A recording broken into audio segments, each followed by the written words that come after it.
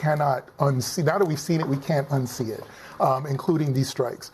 And so what I also think that Democrats should spend a little more time talking about at the local level how a lot of these decisions that the president's making and that Republicans seem to be letting him make is, again, not supporting their day-to-day lives. Continue to hit on that affordability, continue to hit on this notion that we didn't support a king. We talk a lot about autocratic government, but you know what? Here's the president now saying, I'm just going to go kill people without trial, without probable cause, and to not let at least the majority of Americans who are supposed to be overseeing these processes, particularly in Congress, actually see evidence of this. That should scare everybody. It goes back to this thing, and you'll talk about immigration later in the thing, but I go back to this point, due process. When people's due process starts to get taken away, we should all be really scared and nervous. And I think that's something that the Democrats can continue to hit on.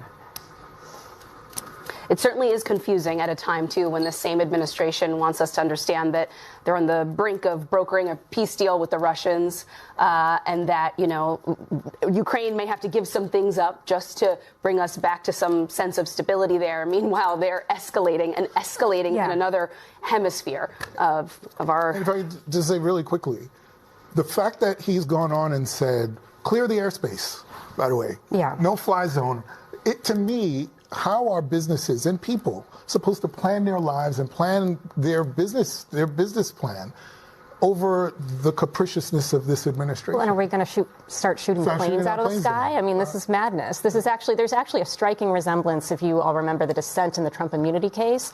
I think Sotomayor wrote it, and she said, what if the president orders SEAL Team 6 to kill somebody, right? We're really close to that right now. Yeah. We're really close to that. And it's not a political rival, but it is somebody who is not targetable under the law of war or under domestic law.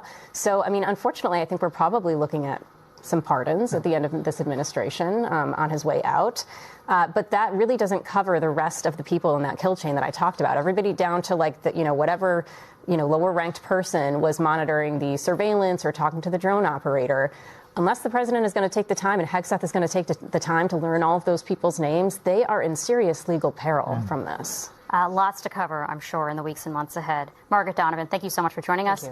Basil, you're sticking around. Up next, a riddle. What's happened more times under Speaker Johnson's leadership than in the prior 30 years combined?